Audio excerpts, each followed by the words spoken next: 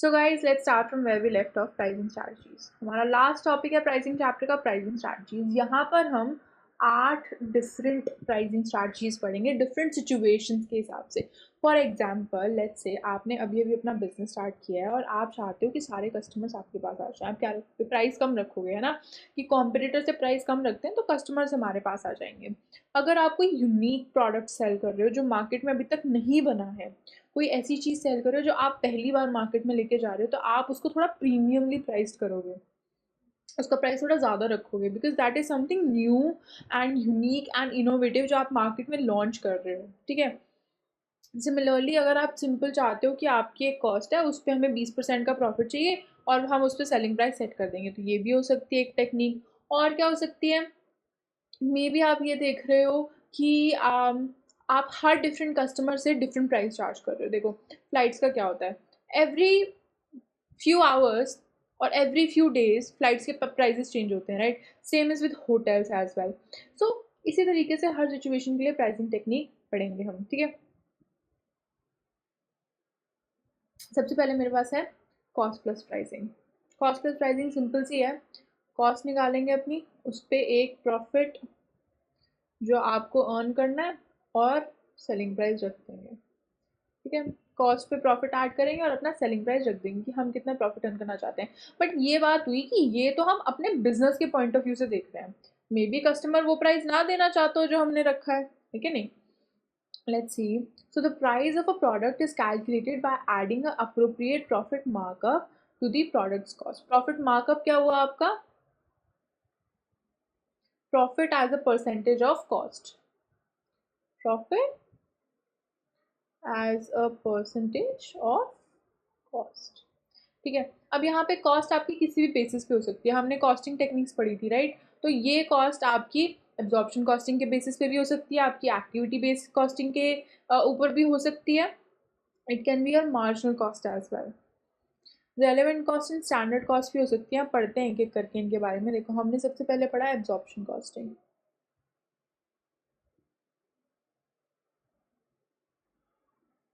ठीक है। ये जो हमने कॉस्ट निकाली है अपने प्रोडक्ट की, this can be based upon absorption costing as well. Absorption costing में क्या होता है, डायरेक्ट कॉस्ट एलोकेट करते हो, फिर फिक्स्ड ओवरहेड्स को based upon absorption overhead rate पे एलोकेट कर देते हैं। ठीक है। ये हमारी एक्टिविटी बेस्ड कॉस्टिंग के हिसाब से भी हो सकती है। It depends upon what ever costing strategy business is using. Third हम पढ़ रहे हैं यहाँ पे मार्जिनल कॉस्ट। कुछ लोग क्या करते हैं, मार्जिनल कॉस्ट के हिसाब से भी अपना सेलिंग प्राइस सेट करते हैं। Marginal cost is nothing but additional cost of making that product. Marginal cost is nothing but कि हमें एक एडिशनल प्रोडक्ट बनाना है तो उसकी कॉस्ट कितनी आएगी, उस पर अपना प्रॉफिट परसेंटेज रखेंगे और अपना सेलिंग प्राइस सेट कर देंगे कि फिक्स कॉस्ट तो हमारी इनकर होनी ही होनी है। मार्जिनल कॉस्ट, एडिशनल कॉस्ट और यूजुअली मार्जिनल कॉस्ट आपकी वेरिएबल कॉस्ट होती है। ठीक है। रेलेवेंट कॉस्ट हम नेक्स्ट चैप्टर में पढ़ेंगे, but to give you a context, relevant cost क्या होती है हमारी? रेलेवेंट कॉस्ट इज बेसिकली कि देखो, रेलेवेंट कॉस्ट को हम बोलेंगे कि कौन सा ऐसा खर्चा है, कौन सी ऐसी कॉस्ट है which is only specific to उस प्रोजेक्ट के लिए। फॉर एग्जाम्पल, आप कस्टमाइज सर्विसेज प्रोवाइड करते हो, ठीक है, अपने कस्टमर को। अब आप देखोगे, मान लो आपको एक सॉफ्टवेयर बनाना है, ठीक है, और आपको उनको प्राइस बताना है कि कितना आप फ़ी चार्ज करोगे। अब उसमें आप क्या देखोगे, आप ये देखोगे कि आपके कितने घंटे जाएंगे, पर आवर आप कितनी फ़ीस चार्ज करते हो, और उस बेसिस पे उनको बताओगे, राइट। और आपका और बाकी का जो खर्चा होगा वो सब मिला के उसको बताएंगे, है ना। सिमिलरली अब एक एक और एग्जांपल लेते हैं। अब जो लग्जरी कार्स होती हैं कैसे बनती हैं, यूजुअली दे आर कस्टमाइज, है ना। तो अगर लग्जरी कार का प्राइस निकालना है किसी कंपनी को, कोई कंपनी लेट्स से कोई भी कंपनी फॉर एग्जांपल ले लेते हैं हम, ठीक है, let's say BMW wants to make a luxury car. ठीक है। अब उनको क्या करना है, वो ये देखेंगे कि उस पर्टिकुलर गाड़ी को बनाने के लिए मेरा कितना खर्चा आएगा। बाकी सब खर्चे भूल जाओ एक बार, उस पर्टिकुलर गाड़ी को बनाने में जो खर्चा आएगा वो मेरी रेलेवेंट कॉस्ट है। और उस पर्टिकुलर गाड़ी को बनाने में जो खर्चा आएगा, मैं सिर्फ वही खर्चे के ऊपर प्रॉफिट चार्ज करूँगी और उस पर सेलिंग प्राइस सेट करूँगी। ठीक है। तो वो सेलिंग प्राइस आप उसको बताओगे जो वो गाड़ी खरीदना चाहता है। रेलेवेंट कॉस्ट क्या हो कि उस पर्टिकुलर प्रोजेक्ट, उस पर्टिकुलर प्रोडक्ट पे, सर्विस पे जो भी खर्चा हो रहा है उस पर हम अपना प्रॉफिट परसेंटेज रखेंगे, फिर हम सेलिंग प्राइस सेट करेंगे. And standard cost is nothing but total cost. Standard cost is nothing but budgeted cost. क्या बोलेंगे हम इसको? Budgeted cost.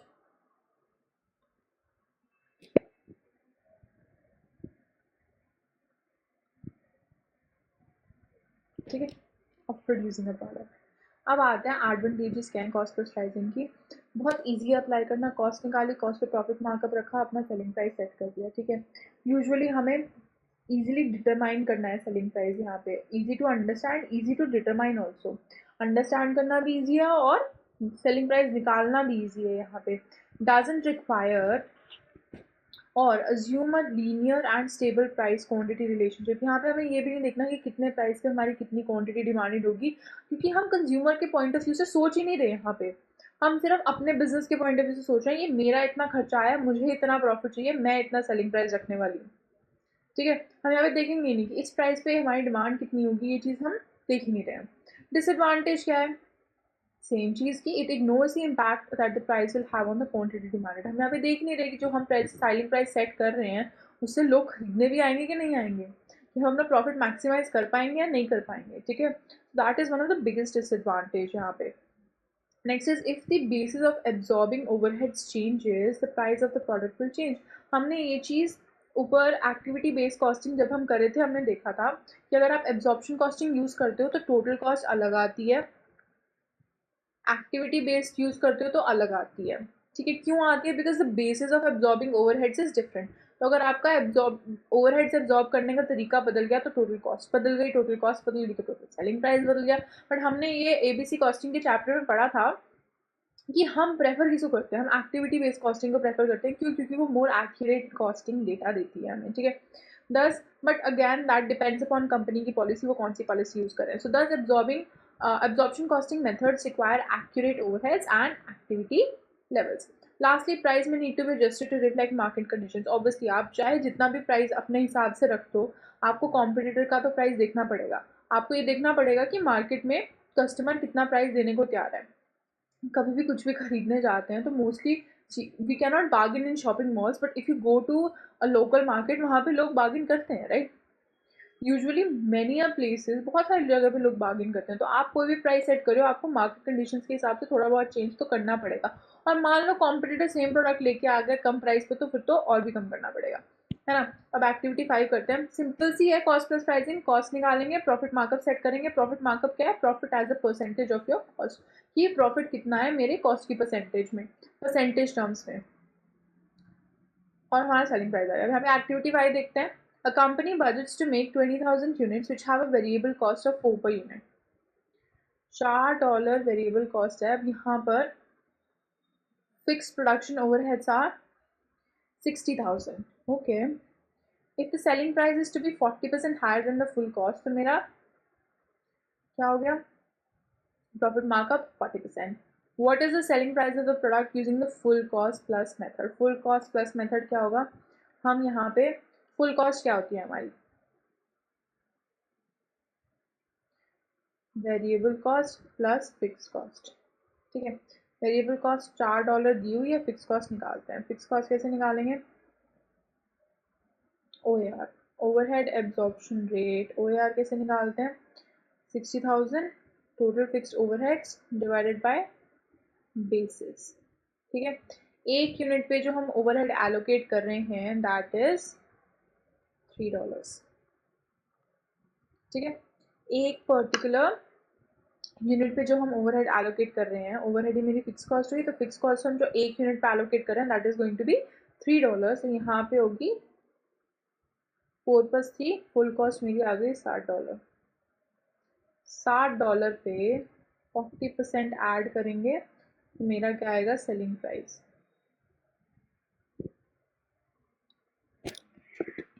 तो यहाँ पर आपकी हमारे से देखते हैं, यहाँ पर आपकी कॉस्ट है $60 प्लस 40% आपको क्या चार्ज करना है? प्रॉफिट. और फिर हमारा क्या आएगा? Selling price.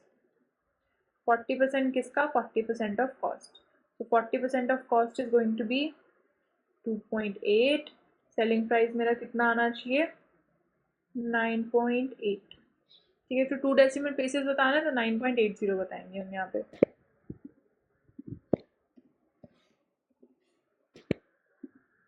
That is correct. Fixed overhead कैसे एलोकेट करते हैं, ये चीज़ हमने ओवरहेड्स एब्जॉर्प्शन रेट सीखा था एक्टिविटी बेस्ड कॉस्टिंग में। सेम तरीका है।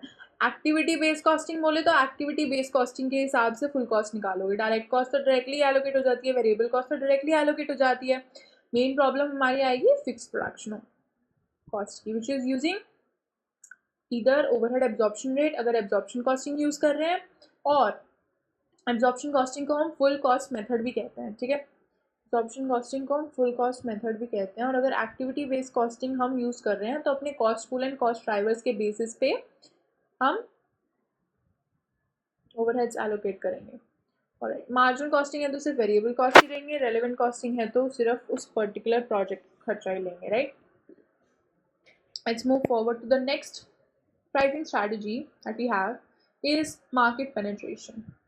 मार्केट पेनिट्रेशन को एक बार सिंपल सी भाषा में समझते हैं। देखो, मार्केट पेनिट्रेशन मतलब आप इतना कम प्राइस रख रहे हो जब, और मार्केट पेनिट्रेशन प्राइसिंग यूज कब होती है, when the product is first launch into the market. ठीक है, जब आप अपना प्रोडक्ट लॉन्च कर रहे हो मार्केट में तब market penetration pricing policy use होती है। ठीक है, कब होती है, when launch into the market, when a product is introduced और लॉन्च इनटू द मार्केट। ठीक है,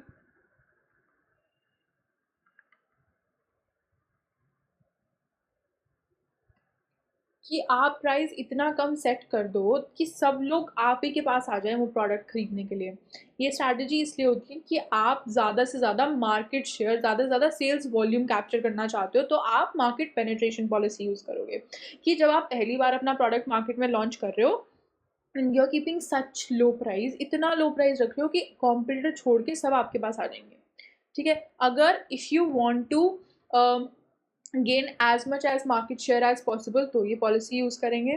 ठीक है, सेकेंड इज, अगर आप चाहते हो कि कंपटीशन ही ख़त्म हो जाए, कि कॉम्पिटिटर्स मार्केट से निकल जाएं, कि सब कस्टमर्स आपके पास आ जाएंगे तो कॉम्पिटिटर्स क्या बचेंगे, राइट। नए लोग मार्केट में एंटर ना कर पाए, आपकी कॉस्ट ही इतनी है, अगर वो एंटर भी करेंगे मार्केट में तो उनका खर्चा ज़्यादा होगा। ठीक है, आपके प्राइसेस इतने कम हैं, उनका खर्चा ज़्यादा होगा तो उनको प्राइस भी ज़्यादा रखने पड़ेंगे, तो कोई आपके प्राइस से बेसिकली कम्पीट ना कर पाए। ठीक है, तो सबसे बढ़िया एग्जाम्पल इसका है जियो। जियो वालों ने तो कम भी नहीं रखा, हमें फ्री में इंटरनेट दिया था for 1 year, right. What was their policy, their policy कि सारे के सारे कंज्यूमर उनके पास आ जाएं, सब के सब लोग उनका इंटरनेट यूज़ करने लग जाएं, ताकि जब बाद में वो प्राइसेस बढ़ाएं तो एकदम से उनको रेवेन्यू आ जाए। ठीक है, जियो का मेन पर्पस क्या था, मार्केट शेयर कैप्चर करना। तो जब जियो मार्केट में आया था तो उन्होंने they gave free internet to everyone for almost 1 year। तो मार्केट पेनिट्रेशन पॉलिसी तब यूज़ होती है जब आप पहली बार अपना प्रोडक्ट मार्केट में लॉन्च कर रहे हो, आप प्राइजेस बहुत लो रखते हो, समवेयर अराउंड कि आपकी कॉस्ट कवर हो रही है और बिल्कुल थोड़ा सा माइन्यूट प्रॉफिट हो रहा है आपको। ठीक है, और क्यों करते हो, because you want to capture market share, you want to, आप चाहते हो कि कंपटीशन ख़त्म हो जाए मार्केट में से। ठीक है, आप चाहते हो कि आप ज़्यादा वॉल्यूम में प्रोडक्ट्स बनाओ, क्योंकि अगर आप ज़्यादा वॉल्यूम में प्रोडक्ट्स बनाओगे तो आपकी कॉस्ट भी कम होगी। यहाँ पर हम एक और कॉन्सेप्ट सीखेंगे, बट लेट्स रीड फर्स्ट। ये लोग बोल रहे हैं penetration pricing is a policy of low prices when a product is first launch in order to obtain strong demand for the product as soon as it is launch on to the market. क्योंकि low prices हैं तो वो demand encourage करेंगे, simple सी बात है ना। अब ये कब यूज़फुल है, ये पॉलिसी यूज़फुल कब है, if the firm wants to discourage new entrants into the market. अगर कंपनी डिस्करेज करना चाहती है दूसरे कॉम्पिटिटर्स को मार्केट में आने से। अब जियो सबसे बड़ा एग्जाम्पल है, राइट। अभी इस टाइम पे हमारे पास network providers, main network providers और भी होंगे, मेन नेटवर्क प्रोवाइडर सिर्फ एयरटेल और जियो ही है। There is BSNL, there is Vodafone, but main हमारे पास जियो एंड एयरटेल ही है। ठीक है, एंड अब उनके प्राइजेस भी सेम चलते हैं, राइट। अभी रिसेंटली जियो ने अपने प्राइस बढ़ाए, बट पहले इट वॉज द लोएस्ट। ठीक है, it was the lowest among all the providers. Jio और एयरटेल के दोनों प्राइजेस सेम ही रहते हैं, राइट। क्यों रहते हैं, ताकि कोई और मार्केट में ना आ सके। कि अगर कोई और प्रोवाइडर मार्केट में आएगा, उसका पहली पहली चीज़ तो इंफ्रास्ट्रक्चर इतना चाहिए होगा कि उसकी कॉस्ट बहुत ज़्यादा होगी, कॉस्ट ज़्यादा होगी तो प्राइस भी उसको ज़्यादा रखना पड़ेगा। तो लो प्राइसेस रखने का मेन पर्पस होता है कि कोई और कॉम्पिटिटर मार्केट में ना आ पाए। ठीक है, next is if the firm wishes to shorten the initial period of the product life cycle. हमने प्रोडक्ट लाइफ साइकिल पढ़ी थी। प्रोडक्ट लाइफ साइकिल क्या होती है हमारी? इंट्रोडक्शन स्टेज, ग्रोथ, मेच्योरिटी, ठीक है, फिर डिक्लाइन आ जाता है हमारा। ये हमारी इंट्रोडक्शन स्टेज है, ये ग्रोथ का फेज है, ये मेच्योरिटी हो गई, यहाँ से डिक्लाइन स्टार्ट हो जाता है ना। तो यूजुअली पेनिट्रेशन प्राइसिंग पॉलिसी इसलिए भी यूज़ होती है कि इंट्रोडक्शन का फेज ना थोड़ा छोटा सा हो जाए, कि मार्केट में जैसे प्रोडक्ट इंट्रोड्यूस हुआ है वैसे ही सब लोग इसको खरीदने लग जाएं और फटाफट से ग्रो होकर अपनी मेच्योरिटी पे पहुंच जाए। ठीक है, अगर आप चाहते हो कि आपका वो इंट्रोडक्शन का फेज शॉर्ट हो जाए तो क्या करोगे? कम प्राइस रखोगे। इसलिए बहुत सारे ब्रांड्स, बहुत सारी कंपनीज क्या करती हैं? फ्री सैम्पल्स देती हैं। क्यों देती हैं? लो प्राइजेस पे पहले प्रोडक्ट प्रोवाइड करती हैं। क्यों देती हैं? क्योंकि दे वांट कि आप उनका प्रोडक्ट ट्राई करो, कम प्राइस पे कर लो, एक बार आपको अच्छा लगेगा, बाद में तो आप ज़्यादा पैसे देने को भी तैयार हो जाओगे। ठीक है, तो बहुत सारी कंपनीज ऐसे करती हैं कि मार्केट पेनिट्रेशन पॉलिसी यूज़ करती हैं। जब वो प्रोडक्ट मार्केट में लॉन्च हुआ, जैसे जैसे उनको लग रहा है कि वो ग्रो कर रहे हैं, ठीक है, उनकी डिमांड बढ़ती जा रही है, बढ़ती जा रही है, बढ़ती जा रही है, after point of time prices बढ़ा देते हैं, जैसे जियो कर रहा है अभी। ठीक है, next is there are significant economies of scale to be achieved. हम अब इकोनॉमीज ऑफ स्केल की बात करते हैं। इकोनॉमीज ऑफ स्केल क्या होता है? Economies of scale is a concept, ठीक है। इकोनॉमीज ऑफ स्केल कहते हैं, मेरा ग्राफ से देखेंगे, ठीक है, this is economies of scale graph. ये आपका आउटपुट है और इसको प्रोडक्शन भी कह सकते हैं, और ये मेरी कॉस्ट है, कॉस्ट पर यूनिट बोलेंगे इसको। ठीक है, इकोनॉमीज ऑफ स्केल का कॉन्सेप्ट कहता है यहाँ पे जैसे जैसे आपकी टोटल प्रोडक्शन बढ़ती रहती है वैसे वैसे कॉस्ट पर यूनिट कम होती रहती है। जैसे जैसे आप ज़्यादा प्रोडक्ट्स बनाने लगते हो वैसे वैसे आपकी एक पर्टिकुलर प्रोडक्ट की कॉस्ट कम होने लगती है। ऐसा क्यों होता है? देखो, मोस्टली हमारी जो फिक्स्ड कॉस्ट होती है वो फिक्स्ड ही रहेगी, राइट। मोस्टली आजकल हमारी टोटल कॉस्ट का पार्ट फिक्स कॉस्ट होता है, राइट। अब फिक्स कॉस्ट जो है जब ज़्यादा नंबर ऑफ यूनिट से डिवाइड होने लग जाए तो पर यूनिट तो कमी आएगी ना। तो अगर आप ज़्यादा यूनिट्स प्रोड्यूस करोगे तो वो फिक्स कॉस्ट बहुत ज़्यादा यूनिट्स से कवर होगी, ठीक है, तो हर यूनिट पे कम आएगी बेसिकली। और अगर आप देखो कम प्राइस रखोगे, ज़्यादा डिमांड होगी, ज़्यादा प्रोडक्शन करनी पड़ेगी, ज़्यादा प्रोडक्शन करोगे तो कॉस्ट पर यूनिट कम हो जाएगी, इकोनॉमीज ऑफ स्केल आप अचीव कर लोगे, कॉस्ट पर यूनिट कम हो गई तो आपको भी प्रॉफिट मिल जाएगा। ठीक है, सिंपल सी बात है। इसको उल्टे वे में भी ले सकते हैं कि ज़्यादा यूनिट्स प्रोड्यूस करोगे, कम प्राइस रखोगे, ज़्यादा बेच पाओगे, प्लस आपकी कॉस्ट भी कम है, be able to achieve that profit margin as well अगर आपकी कॉस्ट कम रहेगी तो।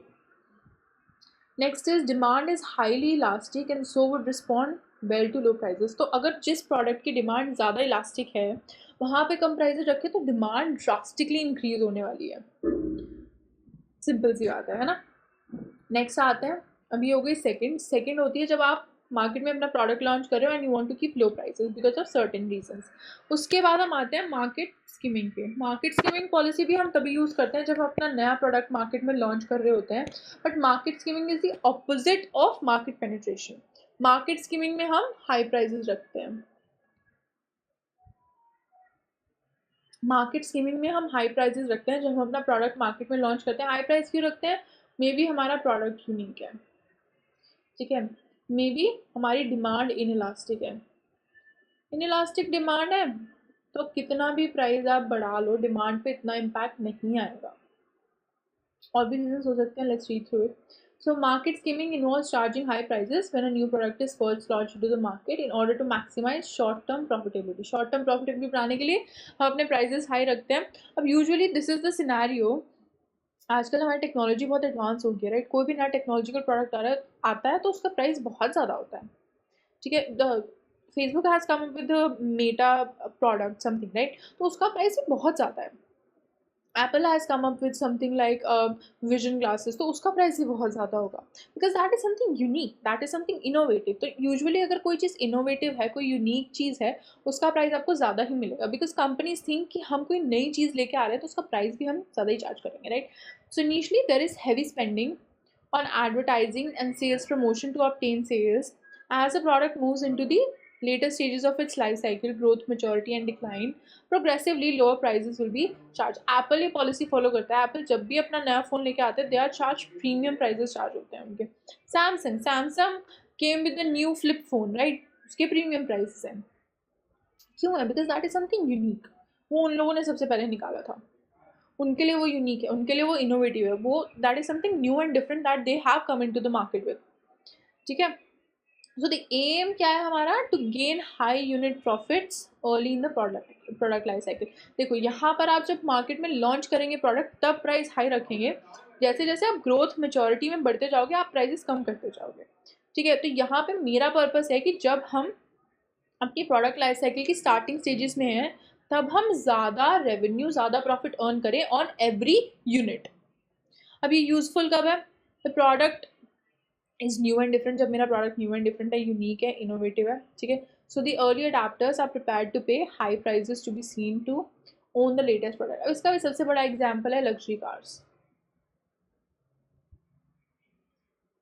ठीक है. Luxury cars come from millions की आती हैं लग्जरी कार्स. ठीक है. And they mostly don't even advertise themselves. लेकिन their concept is new, their concept is different, they are innovative and वो एक ऐसी चीज़ है that people are ready to pay any amount and the market for them is very small. ठीक है. Usually कभी कभी क्या होता है ना, जो बिजनेसेस होते हैं वो बहुत छोटी मार्केट के लिए एक प्रोडक्ट बना के आते हैं specific to cater the needs of one particular segment. बहुत सारी कंपनीज क्या करती हैं कि एक पर्टिकुलर सेगमेंट की नीड्स के लिए एक पर्टिकुलर प्रोडक्ट बनाती हैं. ठीक है. हम उस पर्टिकुलर प्रोडक्ट को वो प्रीमियम पे चार्ज करती हैं क्योंकि उन्हें पता है कि लोग पे करेंगे इसके लिए, because this is something new and different. Best example is luxury cars. Luxury cars come for millions.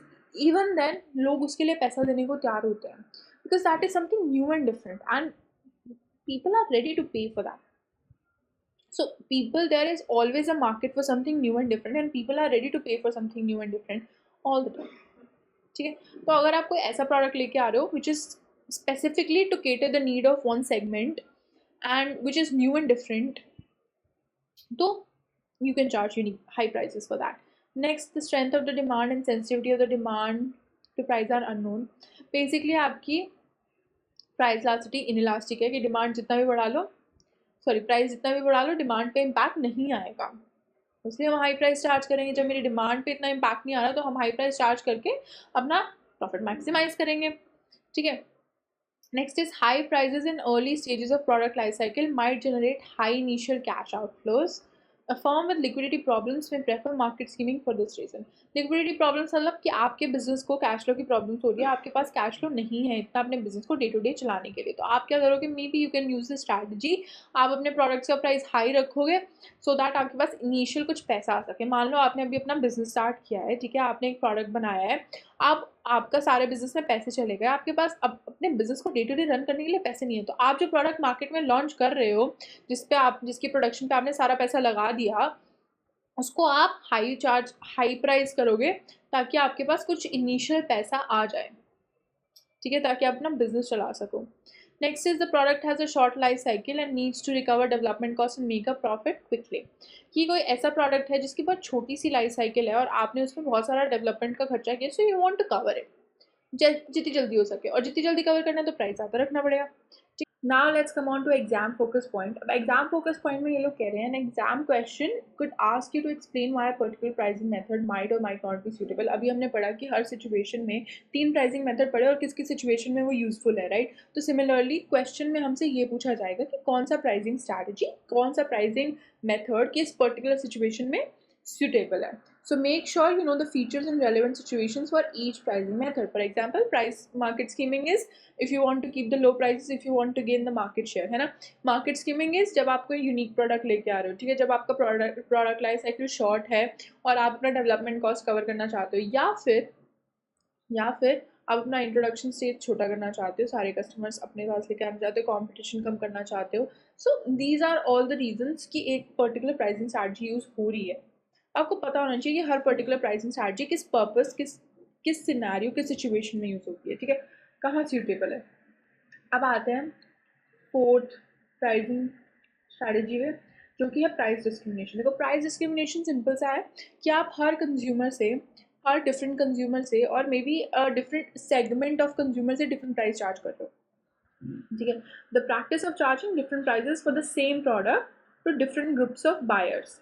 Different groups of buyers को हम डिफरेंट प्राइस चार्ज करें। फॉर एग्जाम्पल, आप सेम चीज़, ठीक है, सेम चीज़ इंडिया में बिक रही है, प्राइजेस लो, सेम चीज़ यूएस में बिक रही है, the prices high, okay. So and when the prices are not reflective of the cost differences, तो आप डिफरेंट कंज्यूमर से डिफरेंट प्राइस चार्ज करो। ये pricing strategies usually used by hotels, airlines, ठीक है। इनकी क्या होती है, इनकी प्राइजेस चेंज होते हैं विद टाइम। जैसे वीकेंड आने लगेगा होटल्स के प्राइस बढ़ जाएंगे, जैसे ही वीकेंड आने लगेगा या फिर कोई हॉलीडे आने लगेगा तो एयरलाइंस के प्राइस बढ़ जाएंगे। और एयरलाइंस के प्राइस तो जैसे जैसे आप जितनी जल्दी बुक करो उतना कम प्राइस होगा, जितनी लेट बुक करोगे उतना ज़्यादा प्राइस होगा, राइट। सो एयरलाइंस के प्राइस डिफरेंट होते हैं फॉर डिफरेंट टाइम पीरियड, ठीक है। पढ़ते हैं इसको। So when a company can sell into 2 और more separate markets, it might be able to charge a different price in each market. To be successful, the company must prevent the transfer of goods from cheap market to the more expensive. Basically ये लोग कह रहे हैं कि अगर आप एक से ज़्यादा मार्केट में सेल कर सकते हो, फॉर एग्जाम्पल आप इंडियन मार्केट में भी सेल कर सकते हो, यूएस मार्केट में भी सेल कर सकते हो, right. Different type of consumers को सेल कर सकते हो एट अ पॉइंट, तो आप डिफरेंट प्राइजेस भी चार्ज कर सकते हो। लेकिन आप ऐसा तभी कर सकते हो जब मार्केट में ऐसा ना हो कि कोई आपसे सस्ते में प्रोडक्ट खरीद के आपकी एक मार्केट से दूसरी मार्केट में महंगे में बेच दे। आपको क्या फ़ायदा हुआ उससे। Now there are a number of basis on which such discriminating prices can be set. कैसे हो सकते हैं? By market segment. By market segment मतलब item such as cinema tickets, hair dressing services are often available at lower prices to over 60s, students and juveniles. Different demographic, different age groups के लिए different price होगा, ठीक है। Different age groups के लिए different price होगा। This is the same with every type of transport, है ना, कि for kids and for old age people उनके लिए प्राइसेस कम होते हैं, स्टूडेंट के लिए प्राइसेस कम होते हैं। स्टूडेंट के most of the times discount मिलते हैं स्टूडेंट्स को, right, on everything. If you want to buy a laptop you can get a students discount, right. Now by product version. Product version यानी कि देखो एक गाड़ी होती है, बेस मॉडल होता है, उसमें आप और चीज़ें ऐड करा सकते हो। बेस मॉडल का प्राइस डिफरेंट होगा, दूसरे मॉडल का प्राइस डिफरेंट होगा, राइट। सो प्रोडक्ट वर्जन के हिसाब से भी प्राइसेस डिफरेंट हो सकते हैं। Then by place, okay, same restaurant selling the same type of food in a main market और in a high class place आपसे ज़्यादा प्राइस चार्ज करेंगे, और वही सेम रेस्टोरेंट की ब्रांच अगर एक लोकल मार्केट में वो आपसे कम प्राइस चार्ज करेंगे, right. So theater seats are usually sold according to the type of seats and its location in the theater auditorium। एक और चीज़ है बाय प्लेस से कि नाउ हमारे यहाँ पे मेन थिएटर्स हैं पीवीआर एंड आइनॉक्स, ओके। तो पीवीआर एंड आइनॉक्स आप देखो कि पहली चीज़, जहाँ पर लोग मूवीज़ देखने कम जाते होंगे, जिन जगहों पे लोग मूवीज़ देखने कम जाते होंगे वहाँ पे टिकट्स के प्राइस सस्ते होंगे। जिन जगहों पे मूवीज़ देखने लोग ज़्यादा जाते होंगे वहाँ पे टिकट्स के प्राइस ज़्यादा होंगे, ठीक है। सेकंड इज वीकेंड्स पे मूवीज़ की टिकट प्राइसेस ज़्यादा होते हैं, ठीक है। सिमिलरली आप वहाँ पे जाके कुछ स्नैक ऑर्डर करते हो, वीकेंड्स पे स्नैक्स के प्राइसेस भी ज़्यादा होते हैं, लेकिन वीकडेज में वही low prices for both, for snacks and tickets as well. By time, now this is perhaps the most popular type of price discrimination example, peak of travel bargains, hotel prices। Same है, hotels, airlines, आप जब भी देखोगे कि अगर अगर आप अपनी फ़्लाइट 20 दिन पहले बुक कर रहे हो you will get a much cheaper price than आप एक दिन पहले बुक कर रहे हो, है ना। सिमिलरली अगर आप अपना होटल 2 हफ्ते पहले बुक कर रहे हो और तो आपको चीपर प्राइसेस मिलेंगे रादर देन आप एक दिन पहले बुक कर रहे हो।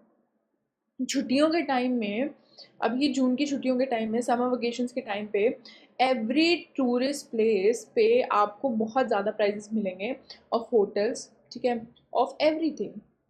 बहुत ज़्यादा प्राइसेस होते हैं वहाँ पे, होटल्स के, रेस्टोरेंट के खाने के प्राइसेस ज़्यादा होते हैं, एवरीथिंग इज़ एक्सपेंसिव। और वही आप ऑफ सीज़न में जाओ सस्ता मिलता है। So that is price discrimination, कि हम डिफरेंट ग्रुप सेगमेंट्स में या फिर डिफरेंट टाइम पीरियड में या फिर डिफरेंट जगहों पे डिफरेंट प्राइस चार्ज करता है। एक बिजनेस सेम चीज़ प्रोवाइड कर रहा है, सेम चीज़ प्रोवाइड कर रहा है, लेकिन डिफरेंट प्राइस चार्ज कर रहा है for different consumers, and it can be based upon these four factors. Now, the price discrimination can only be effective if a number of conditions hold, but price discrimination effective होने के लिए कुछ conditions already market में present होनी चाहिए। उनमें से सबसे बड़ी condition ये है कि आप ऐसा ना हो कि आपके एक मार्केट से प्रोडक्ट खरीद के सस्ते में दूसरी मार्केट में बेचा जा रहा हो, तो फिर आपकी तो सेल नहीं होगी ना। अगर वो आपसे थोड़े से कम प्राइस पे बेचते, तो for example let's say black market भी बोलते हैं हम इसको, है ना। लेट्स से कि आप एक पर्टिकुलर मार्केट में एक चीज़ $10 की बेच रहे हो और दूसरी पर्टिकुलर मार्केट में $15 की बेच रहे हो। तो कोई अगर आपकी एक मार्केट से $10 की खरीद के दूसरी मार्केट में $14 की बेच दे, तो आपकी सेल तो गई ना यहाँ पे। तो ये नहीं होना चाहिए, ठीक है। Let's see,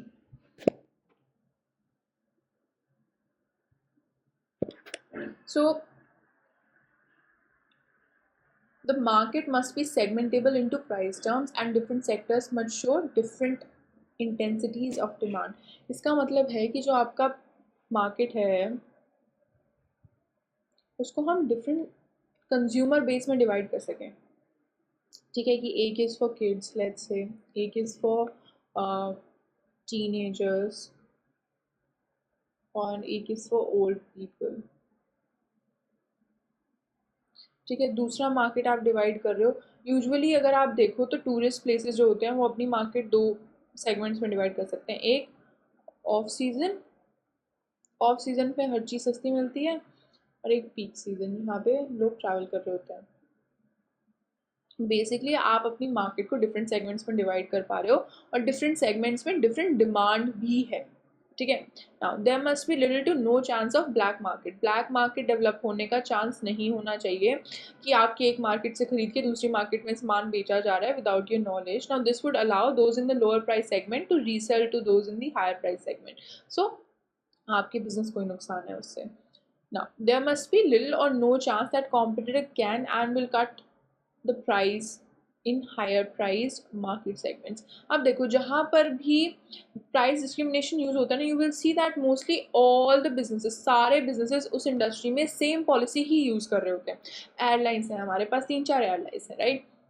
Indigo, air India, Akasa airlines, है ना। तो सब लोग सेम पॉलिसी यूज़ करते हैं कि एक दिन पहले बुक करोगे तो महंगी ही मिलेगी, 2 दिन पहले बुक करोगे तो उससे सस्ती मिलेगी, एक हफ्ता पहले बुक करोगे तो उससे सस्ती मिलेगी, राइट। तो कॉम्पिटिटर्स भी सेम स्ट्रैटेजी ही फॉलो कर रहे होंगे, तो ही आप प्राइस डिस्क्रिमिनेशन कर सकते हो। अगर कॉम्पिटिटर्स का प्राइस आपसे कम है तो this will not be helpful at all. Next, the cost of segmenting and administrating the arrangements should not exceed the extra revenue derived from the price discrimination strategy। मतलब बोल रहे cost of segmenting and administrating the arrangements, cost अपनी market को different segments में divide करने की cost, ठीक है, और डिफरेंट प्राइजेस रखने की कॉस्ट फॉर डिफरेंट सेगमेंट्स आपकी ज़्यादा नहीं होनी चाहिए than your benefits revenue generated from it. देखो एक चीज़ सिंपल सी है, आप कोई भी नई चीज़ अपने बिजनेस में इंप्लीमेंट कर रहे हो, कोई भी स्ट्रैटेजी इंप्लीमेंट कर रहे हो, आप हमेशा क्या करोगे, कॉस्ट बेनिफिट एनालिसिस, ठीक है। तो ये लोग सेम चीज़ कह रहे हैं कि the cost of implementing the price discrimination strategy should not be greater than the revenue on from it. क्योंकि अगर मेरा खर्चा ज़्यादा हो गया मेरे रेवेन्यू इस पर्टिकुलर स्ट्रैटेजी से, तो कोई फ़ायदा ही नहीं है ना, फिर तो हमें लॉस ही हो रहा है। हम करें ना करें, नहीं करेंगे तो बेटर है, ठीक है। नेक्स्ट हमारे पास है product line pricing. Fifth number पे we have product line pricing. Product line pricing is basically कि a group of products that are related to one another, उनका प्राइस रेंज होता है एक दूसरे के साथ connected. Let's see what they are trying to say here, कि a group of products that are related to one another, a product may be a range of branded products and a consistent pricing policy should be applied to all the products in the range। Product line is basically कि एक company के अंदर a group of related products are sold. Related products यानी कि Kellogg's का example लेते हैं, ठीक है। कैलॉग्स क्या करता है, कैलॉग्स हमारे को ब्रेकफास्ट सीरियल्स बनाता है, राइट। कॉर्नफ्लेक्स भी बनाते हैं, ठीक है, चोकोस भी बनाते हैं, डाइट कॉर्नफ्लेक्स भी बनाते हैं, डिफरेंट टाइप के प्रोडक्ट्स बनाते हैं बट सेम प्रोडक्ट लाइन में। ब्रेकफास्ट सीरियल, प्रोडक्ट लाइन मतलब रिलेटेड प्रोडक्ट्स जो कि एक कंपनी प्रोवाइड कर रही है आपको, तो उसमें क्या करते हैं वो एक रेंज के बीच में प्राइजेस रखते हैं, ठीक है। So most organizations sell not just one product but a range of products. For example, a company may manufacture a range of hygiene and skincare products such as soaps, shower gels, bath oils under the same brand name. ठीक है, अब ऐसे Britannia का example लेते हैं। Britannia है, Britannia produces different type of biscuits, बहुत सारे बिस्किट्स बनाते हैं, राइट। बहुत सारे बिस्किट्स बनाते हैं, राइट। तो हर बिस्किट, गुड डे भी बनाते हैं, जिम जैम भी बनाते हैं, and different type of biscuits, है ना। सबकी प्राइसिंग ऑलमोस्ट एक ही रेंज के अंडर होती है, ठीक है। So focus is placed on the profit from the whole range rather than the profit from a single product. तो कंपनी क्या फोकस करती है कि इस पूरी रेंज, ब्रेकफास्ट सीरियल की पूरी रेंज में से मुझे कितना प्रॉफिट आएगा रादर देन एक प्रोडक्ट से कितना प्रॉफिट आएगा, ठीक है। क्योंकि अगर आप एक प्रोडक्ट से प्रॉफिट देखोगे तो मे बी आप प्राइसिंग डिफरेंट रखोगे, लेकिन अगर आप पूरे प्रोडक्ट रेंज से प्रॉफिट देखोगे तो मे बी आप जो बेस प्रोडक्ट है, जो आपका बहुत बेसिक प्रोडक्ट है, उसकी प्राइस कम रखोगे। जैसे कि आपके डाइट सीरियल्स हैं उनका प्राइस थोड़ा ज़्यादा रख दोगे, ठीक है। जैसे हम प्रोडक्ट लाइफ साइकिल में करते थे, प्रोडक्ट लाइफ साइकिल में क्या करते थे कि हम कॉस्ट टोटल लाइफ साइकिल की निकाल के फिर प्राइस सेट करेंगे, है ना, रादर देन कि हम एक पर्टिकुलर स्टेज से अपनी कॉस्ट सेट कर दें। सेम चीज़ यहाँ पर भी है कि हम पूरी रेंज का कॉस्ट देखेंगे और उसके हिसाब से डिफरेंट प्रोडक्ट्स की डिफरेंट प्राइजेस सेट करेंगे बेस्ड अपॉन कि उनकी डिमांड कैसे है, ठीक है। क्योंकि कभी कभी क्या होता है कि इस एक प्रोडक्ट रेंज में हमारे पास कॉम्प्लीमेंट्री गुड्स भी होते हैं, जिसके बारे में हम नेक्स्ट प्राइसिंग स्ट्रैटेजी में पढ़ेंगे। उससे पहले there is a range of product line pricing strategy. सबसे पहले तीन रेंज है हमारे पास। सबसे पहले set price proportional to full और marginal cost with the same percentage of profit margin for all the products, कि आप या तो फुल कॉस्ट या फिर मार्जिनल कॉस्ट लो एक प्रोडक्ट की। अब ये डिपेंड करता है कि फुल कॉस्ट या मार्जिनल कॉस्ट लेनी है कि आप कौन सी कॉस्टिंग टेक्निक फॉलो कर रहे हो, और सभी प्रोडक्ट्स पे एक सेम प्रॉफिट परसेंटेज लगा दो, ठीक है। कि हर प्रोडक्ट की कॉस्ट ली, उस पर हमने 10% का प्रॉफिट लगा दिया, वो हमारा सेलिंग प्राइस हो गया। पहली स्ट्रैटेजी तो ये हुई। सेकेंड स्ट्रैटेजी क्या है, set the price reflecting the demand relationship between the product so that the overall required rate of return is achieve. देखो जो बहुत बेसिक प्रोडक्ट है, जो आपको लगता है कि हर कोई लेगा ही लेगा, है ना, तो उसमें क्या करेंगे, उसके प्राइजेस हम थोड़े ज़्यादा सेट करेंगे। उसके प्राइजेस हम क्या करेंगे, थोड़े ज़्यादा सेट करेंगे। फॉर एग्जाम्पल अब कैलॉग्स की बात करते हैं। नॉर्मल जो सीरियल्स आते हैं कैलॉग्स के, that is may be every one uses, most of the demand जो उनकी होती है वो बेसिक सीरियल्स की होती है, ठीक है। तो उसके प्राइसेस थोड़े से ज़्यादा रखेंगे। यहाँ पर प्रॉफिट मार्जिन थोड़ा ज़्यादा होना चाहिए, क्योंकि ये आपका बेसिक प्रोडक्ट है जो लोग यूज़ करेंगे ही करेंगे। फिर आते हैं आपके डाइट सीरियल्स, लो फैट, लो वेज, लो शुगर। इसके प्राइसेस आप थोड़े कम कर सकते हो, बिकॉज प्राइसेस कम रखोगे तो लोग ये खरीद लेंगे, ठीक है। डिमांड रिलेशनशिप के बेसिस पर भी हम प्राइस सेट करते हैं कि अगर किसी चीज़ की डिमांड इन इलास्टिक है, ये चीज़ हम पढ़ चुके हैं, इन इलास्टिक डिमांड। अगर किसी चीज़ की डिमांड इन इलास्टिक है तो वहाँ पे प्राइसेस हम थोड़े ज़्यादा सेट कर सकते हैं, और अगर किसी चीज़ की डिमांड इलास्टिक है तो वहाँ पे अगर आप थोड़े से भी प्राइसेस कम सेट करोगे तो आपकी डिमांड बढ़ जाएगी। नेक्स्ट इज थर्ड स्ट्रैटेजी मेरे पास है, set prices that reflect consumer opinion about the quality of the product and how they compare with similar products of competitors organisation. अब थर्ड स्ट्रैटेजी आपकी है कि आप कॉम्पिटिटर के हिसाब से अपना प्राइस सेट करो, कि कॉम्पिटिटर आपके प्रोडक्ट की क्वालिटी कैसे परसीव करता है। अगर आप खुद और कॉम्पिटिटर को ऐसे लगता है कि this is a premium quality product, it's a premium quality product, उसका प्राइस ज़्यादा रखोगे आप, ठीक है। Obviously depending upon the quality of the product and what competitors prices is for similar products, आप अपना प्राइस सेट करोगे। तीन स्ट्रैटेजीज हैं। पहला, फुल कॉस्ट ली, सब पे सेम प्रॉफिट मार्जिन लगाया। सेकंड, आप क्या करोगे, आप डिमांड प्राइस एंड डिमांड के रिलेशनशिप के बेसिस पे प्राइजेस सेट करोगे कि ओवरऑल मेरे को 20% चाहिए, ठीक है। ओवरऑल रिटर्न मेरे को 20% चाहिए। अब किसी प्रोडक्ट पे आप 25% का मार्जिन रखो, किसी प्रोडक्ट पे आप 20% का मार्जिन रखो, किसी पे आप 30 का रखो, ऑन एवरेज मेरे को 20% चाहिए, ठीक है, वो आना चाहिए। Next is set the prices that reflect consumer opinion. Consumer opinion है, इस कंज्यूमर को आपका प्रोडक्ट कैसा लगा, क्योंकि कंज्यूमर क्या होता है, for good quality products they are ready to pay high prices as well. ठीक है, तो आप कॉम्पिटिटर का प्राइस और कंज्यूमर का ओपिनियन देख के अपना प्राइस सेट करोगे for all the product in that product line. Next we have is complementary product pricing. Sixth policy that we have is complementary product pricing.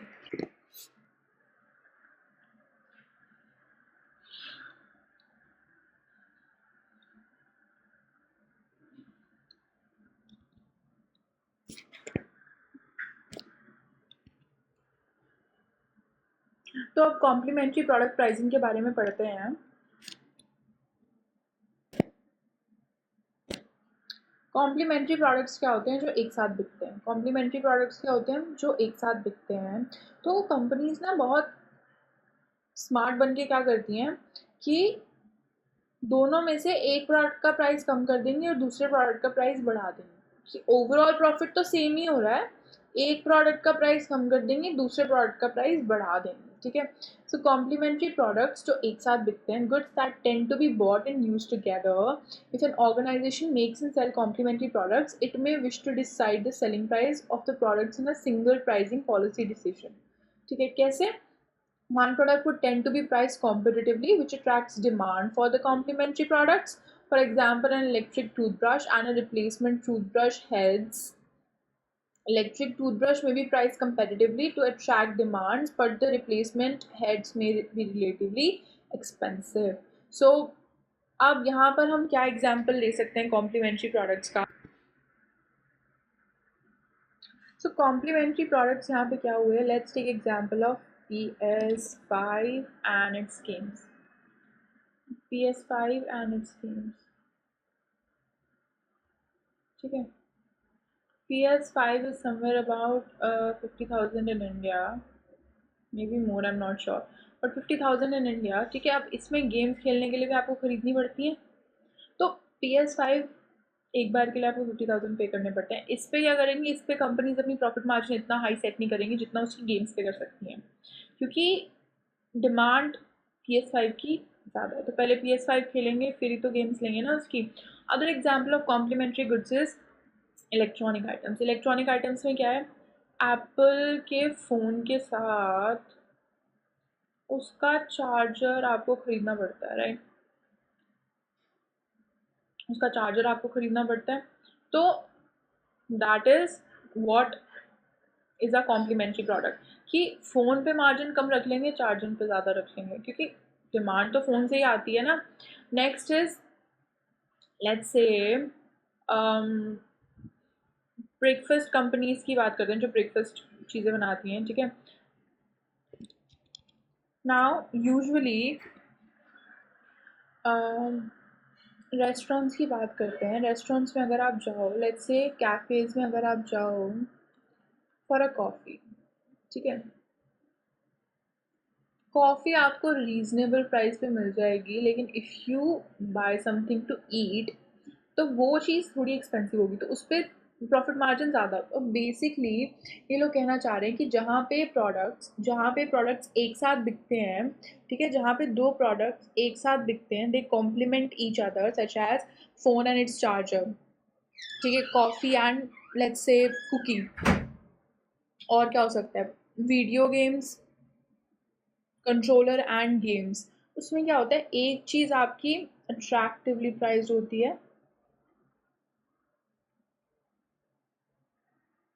दूसरी चीज़ आपकी हाईली प्राइस्ड होती है. अट्रैक्टिवली प्राइस का also दूसरा मतलब है competitively priced, जिससे आपकी डिमांड अट्रैक्ट होगी.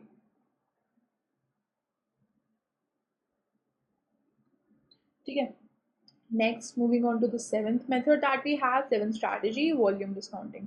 Basically a reduction in the price given for larger than the average purchases, कि अगर कोई आपसे बल्क में सामान खरीद के जा रहा है तो उसको आप डिस्काउंट दे रहे हो. ये चीज़ हमने ऊपर भी पढ़ी कि उसमें डिस्काउंट के सिनारियो में हम ये देखते हैं कि डिस्काउंट से हमारे पास इंक्रीमेंटल रेवेन्यू कितना आएगा और खर्चा कितना है मेरा डिस्काउंट देने का. ठीक है, तो अगर आपको ज़्यादा प्रॉफिट हो रहा है तो आप डिस्काउंट दे दो, नहीं हो रहा है, लॉस हो रहा है, तो डिस्काउंट नहीं दोगे. ठीक है, बट दिस इज़ यूजुअली जब बल्क परचेजेज होती हैं. And these are given in order to increase sales volume without using prices permanently, कि परमानेंटली प्राइस रिड्यूस करने के बजाय हम डिस्काउंट दे देते हैं. So they also allow differentiation between customers via wholesale and retail. अब एक चीज़ यहाँ पे तुम लोग देखो कि यूजुअली बल्क में कौन बाय करता है, रिटेल में हम लोग हो गए, हम कस्टमर्स हैं, हम रिटेल में बाय करते हैं जाके. हम क्या बाय कर लेंगे, एक प्रोडक्ट, दो प्रोडक्ट, ज़्यादा ज़्यादा 10 खरीद लेंगे, है ना. Wholesalers buy in thousands. ठीक है, होलसेलर्स डायरेक्टली मैन्युफैक्चर से थाउजेंड्स में बाय करते हैं, इसलिए उनको बल्क डिस्काउंट मिलता है. ठीक है, so the reduced cost of a large order will hopefully compensate for the loss of revenue from offering the discount. अब इससे क्या होगा, वॉल्यूम डिस्काउंट से आपकी सेल्स वॉल्यूम बढ़ेगी. ठीक है, प्राइस कम हुआ है बट सेल्स वॉल्यूम बढ़ी है. तो ओवरऑल अगर आपका रेवेन्यू इंक्रीज हो रहा है, so that's a good thing for you. Last but हमारे पास जो है pricing strategy, that is relevant cost pricing. Relevant cost हम नेक्स्ट चैप्टर में पढ़ने वाले हैं कि क्या होती है, बट उससे पहले देख लेते हैं कि प्राइसिंग स्ट्रैटेजी क्या होती है. देखो, मैंने तुम्हें स्टार्टिंग में भी बोला था कि relevant cost is nothing but एक पर्टिकुलर प्रोजेक्ट, एक पर्टिकुलर प्रोडक्ट, एक पर्टिकुलर सर्विस को बनाने का जो खर्चा होगा, जो सिर्फ पर्टिकुलरली इस प्रोडक्ट, इस सर्विस, इस प्रोजेक्ट के लिए होगा, वो कॉस्ट निकालते हैं पहले, उस पर अपना प्रॉफिट मार्जिन ऐड करते हैं. ठीक है, लेट्स सी. तो स्पेशल ऑर्डर्स में रिक्वायर रेलेवेंट. अब बात हो रही है स्पेशल ऑर्डर्स की. यूजुअली रेलेवेंट कॉस्टिंग हम यूज़ करते हैं स्पेशल ऑर्डर्स के लिए, कि हमारे पास एक कस्टमाइज्ड ऑर्डर है कि आपको एक कंपनी की वेबसाइट बनानी है. अब आप उनको बताओगे कि कितना आप चार्ज करोगे. अनदर एग्जाम्पल इज, आपके पास एक कस्टमाइज ऑर्डर आया है गाड़ी बनाने का, कार बनाने का. लग्जरी कंपनीज के पास आता है, राइट, कार कंपनीज के पास. तो आपको उनको बताना है कि प्राइस क्या होगा. उसके लिए आप पहले उनकी रेलेवेंट कॉस्ट ढूंढोगे. The special orders may require relevant cost approach to the calculation of the price. Relevant cost approach is to identify price at which organizations will be no better off but no worse off. No better off and no worse off मतलब basically एक ऐसा price जो सिर्फ इसी particular order के लिए है, इसी पर्टिकुलर प्रोजेक्ट के लिए है. कंपनी और कोई एक्स्ट्रा खर्चा कर रही है इस पर्टिकुलर प्रोजेक्ट के लिए, तो उसको हम ऐड करेंगे रेलेवेंट कॉस्ट में. अदरवाइज जो कंपनी का ऑलरेडी खर्चा होगा ही होगा, इररिस्पेक्टिव आप प्रोजेक्ट लो नहीं लो, वो ऐड नहीं करेंगे if it sells the item at that price. ठीक है, so any price in excess of this minimum price will add to net profit. पहले आप क्या निकालोगे, relevant cost. relevant cost हम पढ़ेंगे नेक्स्ट चैप्टर में कैसे निकालते हैं. ठीक है, relevant cost is basically इस पर्टिकुलर ऑर्डर को बनाने का कितना खर्चा आएगा उसके ऊपर. and as this is going to be a one off project, so special order is a one off revenue earning opportunity. these may arise in the following situations. उससे पहले relevant cost पे अपना profit margin ऐड करोगे, फिर उनको contract का price बताओगे कि ये प्राइस हम चार्ज करेंगे, आपको पे करना है तो बता दो. ठीक है, अब क्या सिचुएशंस में हो सकती है, madam business has a regular source of income but also has spare capacity. कि बिजनेस रेगुलरली एक प्रोडक्ट बना रहा है बट हमारे पास स्पेयर कैपेसिटी भी पड़ी है, तो उससे क्या होगा, we might be able to take up additional opportunity, allowing it to take an extra work if demanded. For example, a company might have capacity of 500,000 units per month, but only be producing and selling 300,000 per unit per month. It could therefore consider a special order to use up some of its spare capacity. कि एक पूरी company ही आपको, एक customer आपको 200,000 units का order दे दे, तो उस scenario में क्या होगा, आपको उनको प्राइस बताना पड़ेगा कि हमारे लिए एक्स्ट्रा बनाने का आपका खर्चा कितना होगा. ठीक है, next, when a business has no regular source of income. जब एक बिजनेस के पास कोई रेगुलर सोर्स ऑफ इनकम नहीं है and they only depend upon special orders या वन ऑफ प्रोजेक्ट्स. ठीक है, and relies exclusively on the ability to respond to demand. Building firm is typical example. Construction company. ठीक है, as are many of the types of subcontractors in the service industry, consultants often work on this basis. Consultants, software engineers usually special orders पर ही काम करते हैं, right, if they're not doing a job. Now, the reason for making this distinction is that in the case of a firm might normally attempt to cover its long-term running costs. इस scenario में आपकी long term cost तो already cover हो रही होगी ना, fix cost तो already cover हो रही होगी. इस सिनारियो में आप सिर्फ वो देखोगे एडिशनल खर्चा कितना आएगा. ठीक है, and the pricing for a special orders therefore does not need to consider unavoidable fixed cost which will be incurred anyway. तो रेलिवेंट कॉस्टिंग में हम अपनी अनअवॉइडेबल फिक्स कॉस्ट जो कि आप प्रोजेक्ट लो या नहीं लो इनकर होगी ही होगी उसको इंक्लूड नहीं करते. So this is clearly not the case for a firm in B's position, but B's position is different because B में क्या हो रहा है, हम सिर्फ स्पेशल ऑफ प्रोजेक्ट पर ही काम कर रहे हैं, तो जो भी खर्चा होगा वो इन्हीं पर होगा, फिक्स कॉस्ट भी इन्हीं के लिए इनकर होगी, राइट. उस सिनारी में हम फिक्स कॉस्ट इंक्लूड करेंगे, where special orders are only source of income for the foreseeable future. Relevant costing हम नेक्स्ट चैप्टर में पढ़ेंगे, तब हमें ज़्यादा आइडिया होगा कि रेलेवेंट कॉस्टिंग कैसे होती है और रेलेवेंट कॉस्टिंग प्राइसिंग हम ऐसे करते हैं.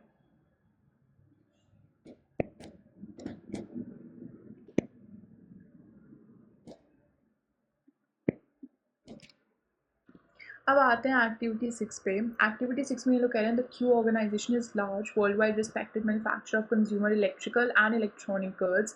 Q constantly develops new products that are in high demand as it represents the latest technology and are must-haves for those consumers that want to own the latest consumer gadget.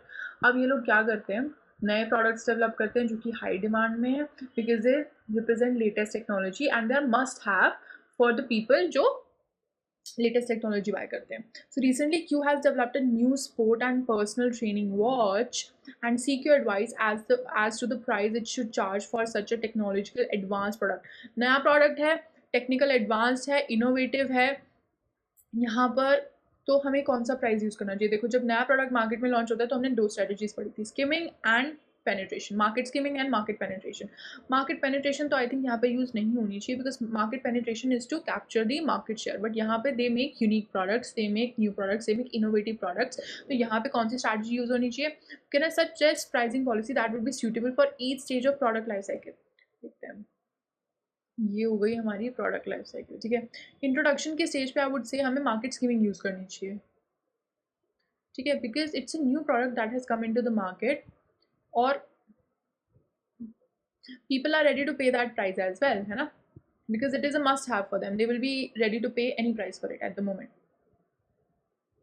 Introduction की stage पे हमें market skimming use करनी चाहिए. Growth की stage पे हम थोड़ा prices कम कर सकते हैं. ग्रोथ की स्टेज पे हम लोग अपना कॉस्ट प्लस प्राइसिंग यूज़ कर सकते हैं एंड मेजॉरिटी की स्टेज पे हम प्राइसेस और भी कम कर सकते हैं, right. So let's check the solution. देखो ये लोग क्या कह रहे हैं, that the product life cycle comes in 5 stages, development, introduction, maturity, growth, decline. तो इंट्रोडक्शन की स्टेज पे अगैन हमारे पास दो ही स्ट्रैटेजीज होती हैं, पेनिट्रेशन और स्कीमिंग. ठीक है, तो market penetration is used with the objective of achieving a high level of demand very quickly by using a low price that is affordable to a large number of potential consumers. हम already पढ़ चुके हैं, right? But skimming is used particularly to a product that has novelty value and that is technologically advanced such as the personal training watch. यहाँ पर हमारे पास technological advanced innovative product है, right? तो उसके लिए हमें market skimming use करनी चाहिए. So such a policy uses price that is high and this restricts the volume of sales which since only high worth customers can afford the products. But high unit profitability enables the initial supplier to recover their development cost. अब यहाँ पे obviously technological product है तो this will help them to cover their development cost as well. Next is competitors will be attracted to the product by its high prices and will seek to compete with it by introducing their own version of the product at the lower development cost. तो अब इसमें यहाँ पर एक चीज़ भी हो सकती है कि हाई प्रोडक्ट हाई प्रॉफिटेबिलिटी देख के कंज्यूमर्स भी इस मार्केट में एंटर करना कॉम्पिटिटर्स भी इस मार्केट में एंटर करना चाह सकते हैं and they might make a similar cheaper version of it. ठीक है, so it is important that Q to reduce prices during the growth stage. As I said कि हम पहले इंट्रोडक्शन में मार्केट स्कीमिंग यूज़ करेंगे, ग्रोथ में prices कम कर देंगे so that other people can also buy it and use it. Okay, now there may be many price reductions during the phase so the product gradually becomes more affordable to lower social economic groups as well, lower income groups as well. ठीक है, और जैसे जैसे majority stage पे आएंगे और कम करते रहेंगे अपने प्राइस को. ठीक है, बिकॉज हम ऑलरेडी अपने development cost and certain profitability achieve कर चुके हैं. So through a profitable contribution ratio would continue to be earned, मतलब कॉस्ट से थोड़ा सा मार्जिन रखेंगे but it will be much less than the price जो हमने इंट्रोडक्शन में चार्ज किया था.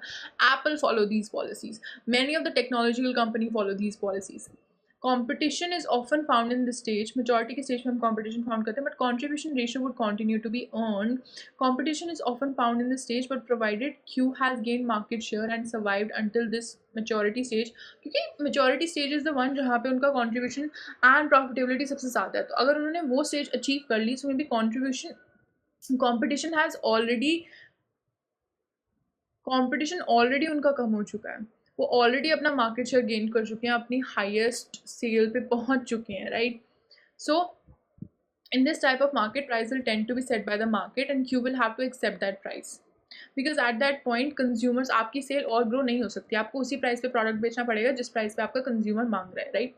Now thus Q will need to focus on the control of cost during the maturity stage to ensure the product हमारा profitable रहे. Now, obviously maturity stage पे आपकी cost per unit भी कम हो जाती है क्योंकि आप larger quantities में बना रहे होते हैं. हमने product life cycle में पढ़ा था, है ना. When the product enters a decline stage, a loyal group of customers may continue to be prepared to pay a reasonable price. At this price, the product will continue to be profitable, but especially as the cost continues to reduce. Decline phase में cost भी कम होती रहती है और हमारी sales भी कम होती रहती है, बट स्टिल जो हमारे लॉयल कस्टमर्स है they will still be able to pay a reasonable price. Eventually the price will be lower to a marginal cost. Marginal cost क्या है आपकी? Variable cost of making a product during decline stage, because आप चाहते हो कि अब सामान बिक जाए और now we want to withdraw this product from the market, और even lower in order to sell off inventories of what is now obsolete product.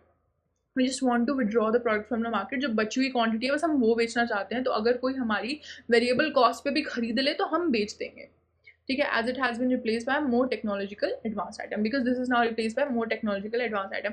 And usually technological products की लाइफ साइकिल बहुत छोटी होती है, ठीक है. तो they would want to withdraw and they would come up with new product. Alright, moving on to the last part of the chapter which is other consideration. तो अब अदर कंसिडरेशंस पे आते हैं. ये लोग कह रहे हैं bear in mind that pricing decision should not be based upon financial factors alone. सिर्फ कॉस्ट या डिमांड के बेसिस पे आपके फाइनेंशियल फैक्टर्स आपकी प्राइसिंग डिसीजंस डिपेंड नहीं हो सकती. Non financial consideration should also be made. कुछ also other factors should also be considered, जैसे कि कंपनी का ऑब्जेक्टिव. कंपनी का ऑब्जेक्टिव क्या? देखो, अगर कंपनी का ऑब्जेक्टिव है प्रॉफिट मैक्सिमाइज करना तो प्राइस ज़्यादा रखेंगे. अगर कंपनी का ऑब्जेक्टिव है कि उनको ज़्यादा से ज़्यादा सेल्स वॉल्यूम करनी है, उनको मार्केट शेयर कैप्चर करना है, तो फिर कम प्राइस रखेंगे. अगर हम शॉर्ट टर्म प्रॉफिटेबिलिटी देख रहे हैं तो ज़्यादा प्राइस रखेंगे. लॉन्ग टर्म प्रॉफिटेबिलिटी देख रहे हैं तो कम प्राइस रखेंगे. competition and markets, obviously you have to look at competition as well. competitor का प्राइस देख के ही हम अपना प्राइस सेट कर सकते हैं, right. competing products and reaction of the competitors to your product as well. Production capacity की demand कितनी है और आपकी प्रोडक्शन कैपेसिटी कितनी है, कि लोग कितना डिमांड कर रहे हैं और आपकी प्रोडक्शन कैपेसिटी कितनी है. You guys would have notice कि किसी चीज़ की जब डिमांड ज़्यादा होती है और वो कम अवेलेबल होती है तो यूजुअली उसके प्राइसेस ज़्यादा हो जाते हैं, राइट. सो डिमांड में exceed supply in certain scenarios, वहाँ पर आपकी प्राइसेस ज़्यादा होंगे. जहाँ पे आपकी डिमांड कम है और सप्लाई ज़्यादा है. सप्लाई क्या होती है? जो सप्लायर प्रोड्यूस कर रहा होता है एंड प्रोवाइड कर रहा होता है टू कंज्यूमर. जहाँ डिमांड ज़्यादा होती है जिस प्रोडक्ट की, वहाँ पे प्राइजेस भी ज़्यादा होते हैं. जिसकी सप्लाई ज़्यादा होती है डिमांड से, तो वहाँ पे प्राइजेस कम होते हैं ताकि हम कंज्यूमर को अट्रैक्ट करके डिमांड बढ़ा सकें, ठीक है. Product life cycle. अब यूजुअली हर डिफरेंट स्टेज ऑफ प्रोडक्शन पे हम डिफरेंट प्राइस रखते हैं. इंट्रोडक्शन की स्टेज पे हम मार्केट पेनिट्रेशन या मार्केट सीमिंग यूज़ करेंगे. फिर धीरे धीरे हम ऑपोजिट चलते जाएंगे to capture the profits as well as contribution. Moving to superior innovation, technology and quality. Product की क्वालिटी, इनोवेशन एंड टेक्नोलॉजी भी मैटर करती है. अगर कोई चीज़ यूनिक है, कोई चीज़ लेटेस्ट टेक्नोलॉजी से बनी है एंड उसका प्रोडक्ट का प्राइस हमेशा ज़्यादा ही होगा. कंज्यूमर बाइंग पावर, कंज्यूमर की बार्गेनिंग पावर कितनी है. अगर कंज्यूमर ज़्यादा बार्गेन कर सकता है आपसे, अब ज़्यादा बार्गेनिंग कैसे करेगा? अगर बहुत सारे और लोग सेम चीज़ प्रोवाइड कर रहे हैं मार्केट में, तो कंज्यूमर की बाइंग पावर ज़्यादा है, ठीक है. कि कंज्यूमर के पास बहुत सारी जगह हैं खरीदने के लिए, आपके पास क्यों खरीदेगा वो, ठीक है. इन दैट सिनेरियो आपको प्राइस कंज्यूमर के हिसाब से सेट करने पड़ेंगे. Other products in the range, product line में और प्रोडक्ट्स की क्या प्राइस है, ठीक है. बिकॉज बहुत सारे प्रोडक्ट्स आपके कॉम्प्लीमेंट्री प्रोडक्ट्स होते हैं, राइट. जो हमने पढ़ा भी उसमें हम कॉम्प्लीमेंट्री प्राइसिंग पॉलिसी यूज़ करते हैं, right. Other products in range, displacing और सप्लीमेंट्री. अगर आपकी प्रोडक्ट रेंज में और प्रोडक्ट्स हैं तो उनके प्राइजेस के बेसिस पर भी हम आपके प्राइस प्रोडक्ट का प्राइस रखेंगे, जैसे हमने प्रोडक्ट लाइन प्राइस में भी पढ़ा था. प्रोडक्ट लाइन प्राइसिंग में बढ़ा था, राइट। अवेलेबिलिटी ऑफ रिसोर्सेज, आपके पास कितने रिसोर्स अवेलेबल हैं टू प्रोड्यूस अ प्रोडक्ट। देखो अगर रॉ मटेरियल का खर्चा बढ़ रहा है, लेबर का खर्चा बढ़ रहा है, तो फिर आपकी प्राइसेस भी बढ़ेंगे। स्टाफ पे क्या इम्पैक्ट आ रहा है, स्टाफ ओवर टाइम कर रहा है, कंपनी को ज़्यादा खर्चा आ रहा है, प्राइसेस बढ़ेंगे। कस्टमर्स पे क्या इम्पैक्ट आ रहा है उस प्राइस का। देखो कभी कभी कुछ प्रोडक्ट्स ऐसे होते हैं जो नेसेसिटीज़ होती हैं, उसका प्राइस आप ज़्यादा नहीं रख सकते, जैसे हेल्थ केयर, ठीक है। आपको ये देखना है कि कस्टमर पे इस प्राइस का क्या इम्पैक्ट कर रहा है, कि अगर हम प्राइस बढ़ा रहे हैं तो कस्टमर पे क्या इम्पैक्ट पड़ रहा है, कम करें तो क्या इम्पैक्ट पड़ रहा है। बेस्ड अपॉन दैट हम अपने प्राइसेस सेट करेंगे। कॉम्पिटिटर का रिएक्शन हम ऑलरेडी पढ़ चुके हैं, ठीक है। Opportunity cost is basically the cost of next best alternative, कि अगर आप ये प्राइस नहीं रखते हो, ठीक है, कि आप लेट्स से आप $10 की जगह $9 अपना प्राइस रख लेते हो, ठीक है, तो $1 जो मैंने लूज़ किया, that is my opportunity cost, कि मैं अर्न कर सकती थी बट मैंने नहीं किया, ठीक है। तो बेसिकली आप कितना रेवेन्यू लूज़ करोगे, बाय गिविंग डिस्काउंट्स, ठीक है। Next impact on other products, कि दूसरे प्रोडक्ट्स पे आपकी प्राइसिंग का क्या इम्पैक्ट पड़ रहा है, कि अगर एक चीज़ का प्राइस आपने ज़्यादा सेट किया हुआ है तो उससे क्या दूसरे प्रोडक्ट्स की डिमांड पे भी इम्पैक्ट पड़ रहा है, क्या हमारे एक प्रोडक्ट के प्राइस से दूसरे प्रोडक्ट्स की प्राइसिंग, दूसरे प्रोडक्ट्स के डिमांड, दूसरे प्रोडक्ट्स की सप्लाई पे इम्पैक्ट पड़ रहा है या नहीं पड़ रहा है। ये सब factors we will recognise, we will keep in mind before हम कोई प्राइसिंग डिसीजंस मेक करेंगे, ठीक है। So guys that is it about pricing में हमने सबसे पहले पढ़ा था कि डिमांड और प्राइस का क्या रिलेशनशिप होता है। उसके बाद हमने पढ़ा था कि प्राइस इलास्टिसिटी ऑफ डिमांड क्या होती है, कौन से फैक्टर्स होते हैं जो प्राइस इलास्टिसिटी ऑफ डिमांड को इन्फ्लुएंस करते हैं, कौन से फैक्टर्स होते हैं जो हमारी प्राइजेस को इन्फ्लुएंस करते हैं अदर देन डिमांड, कौन से फैक्टर्स हमारी डिमांड को भी इन्फ्लुएंस करते हैं, हमने ये भी पढ़ा था, राइट। फिर हमने पढ़ा था कि हम ऑप्टिमम प्राइस कैसे निकालते हैं। ऑप्टिमम प्राइस है जहाँ पे मेरी मार्जिनल रेवेन्यू और मार्जिनल कॉस्ट सेम हो, ऑलमोस्ट सेम हो, ठीक है। मार्जिनल रेवेन्यू कम नहीं होना चाहिए, मार्जिनल रेवेन्यू ज़्यादा ही होगा, या तो इक्वल होगा या थोड़ा सा ज़्यादा होगा, कभी भी कम नहीं होगा। अगर कम है तो आप लॉस में हो, that is not your optimum price, ठीक है। उसके लिए हमने पहले क्या पढ़ा था, डिमांड की इक्वेशन, मार्जिनल रेवेन्यू की इक्वेशन, हम उसमें स्टेप्स फॉलो करते थे। पहले डिमांड इक्वेशन निकालते थे, फिर हम मार्जिनल रेवेन्यू की इक्वेशन निकालते थे, मार्जिनल रेवेन्यू की इक्वेशन को कंपैरेटिव रखते थे मार्जिनल कॉस्ट से, उससे हम क्या निकालते थे कि हम ऑप्टिमम प्राइस पे कितनी क्वांटिटी बेचेंगे, उस क्वांटिटी से हम प्राइस निकालते थे कि ऑप्टिमम क्वांटिटी पे प्राइस क्या है, ठीक है, कि ऑप्टिमम प्राइस पे जो हम क्वांटिटी बेच रहे हैं उसका प्राइस क्या होना चाहिए, using the quantity to put in the demand equation, ठीक है। Then we moved on to pricing strategies, तो हमने 8 डिफरेंट प्राइसिंग स्ट्रैटेजीज पढ़ी। So this is it about pricing. Next we are going to move forward to next chapter which is more about relevant costing, ठीक है। So I will see you there, till then bye bye.